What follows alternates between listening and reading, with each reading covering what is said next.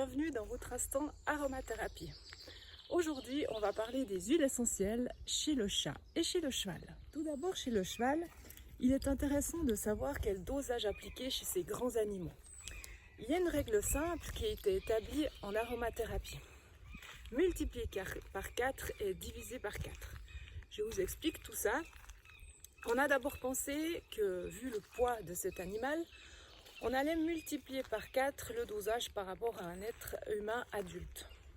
Ensuite, on a aussi pensé que, vu la fragilité éventuelle de son métabolisme et de sa sensibilité, on allait plutôt diviser par 4 le dosage par rapport à un être humain adulte. Donc, multiplié par 4, divisé par 4, on va tout simplement utiliser le même dosage que chez un être humain adulte. Ensuite, s'il s'agit d'un problème cutané, on va tout simplement couvrir la zone avec les huiles essentielles. Par exemple, s'il s'agit d'une brûlure, une coupure. Pour les contre-indications des huiles essentielles chez le cheval, ça sera les mêmes que pour un être humain. C'est-à-dire que si une huile essentielle est toxique, neurotoxique, etc., elle le sera aussi chez le cheval. Donc vraiment, n'appliquez pas d'huile essentielle comme ça chez le cheval sans l'avis d'un professionnel, chez tous les animaux en général d'ailleurs. Demandez vraiment l'avis d'un aromathérapeute et puis la même chose si vous avez un traitement chez un vétérinaire, demandez-lui son accord pour utiliser les huiles essentielles. Les huiles essentielles chez le chat. Donc en effet, on peut tout à fait appliquer des huiles essentielles chez les chats. Je vais tout d'abord parler de la diffusion, car on entend souvent dire qu'on ne peut pas diffuser d'huile essentielle en présence de chat. Donc ce n'est pas du tout le cas. Vous pouvez tout à fait diffuser les huiles essentielles en présence de votre minou. Il suffit simplement de régulièrement aérer votre pièce, et puis ça même sans chat, car au bout d'un moment vous allez saturer votre air et puis vous allez avoir mal à la tête. Donc ce qui n'est pas agréable pour nous ne sera pas non plus pour lui. Mais sans ça, aucun souci de ce côté-là. Sauf si le chat est asthmatique. Si vous avez un chat asthmatique, alors évidemment, ne diffusez pas d'huile essentielle en sa présence. Il y a des huiles essentielles toxiques à éviter absolument chez le chat.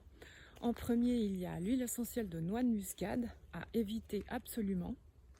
Ensuite, il y a l'huile essentielle de titri qui, elle, est toxique seulement à son oxydation. Si elle n'a pas oxydé, il n'y a aucun problème d'utiliser l'huile essentielle de titri chez le chat. Donc le titri, l'arbre à thé, le mélaleuque à feuilles alternes. Ensuite, il y a l'huile essentielle de valériane, où on va éviter de l'utiliser car elle contient la même molécule présente dans les urines des chats en tant que phéromone de marquage de territoire.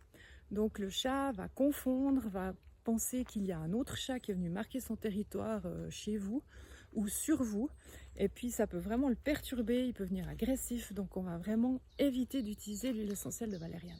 Pour les contre-indications, ça va être les mêmes que pour chez un être humain, c'est-à-dire s'il y a une huile essentielle toxique, neurotoxique, etc., elle le sera aussi chez le chat. En ce qui concerne les dosages d'huile essentielle chez les chats, en principe, une goutte diluée à de l'huile végétale sous les pattes suffisent. Mais ça dépendra de la fragilité du chat, si c'est un chat costaud, si c'est un chat plutôt chétif. Donc encore une fois, renseignez-vous auprès d'un professionnel. N'appliquez pas d'huile essentielle comme ça chez les chats. Encore une chose importante, utilisez bien des huiles 100% naturelles et bio. Car les seuls soucis qu'on a eu avec des animaux, c'était dû à des huiles essentielles frelatées. Par exemple, je vous donne un exemple, dans de la lavande pure, de la lavande vraie pure, ils vont mettre la moitié de lavandin.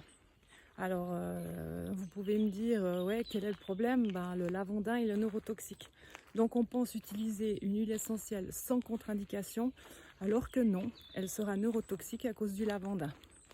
Donc, les seuls soucis qu'on a eus avec les animaux et les huiles essentielles, c'était dû à des huiles essentielles frelatées. Donc vraiment, renseignez-vous, c'est comme ça aujourd'hui, il faut trier, il faut regarder, il y a des huiles essentielles, il y a des marques fiables, il y en a qui ne le sont pas. Et puis n'oubliez pas que derrière le comptoir des pharmacies, des commerces, etc., souvent les gens ne sont pas formés. En tant qu'aromathérapeute, ils auront peut-être juste une formation de base ou pas du tout. Et puis ne pourront pas vous indiquer les bons dosages, les bonnes huiles essentielles à prendre. Et puis c'est vraiment un problème, on entend vraiment tout et n'importe quoi. Donc vraiment, renseignez-vous auprès de professionnels, on est là pour ça.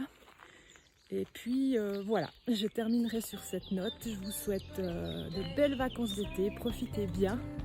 Et puis je vous dis à très bientôt.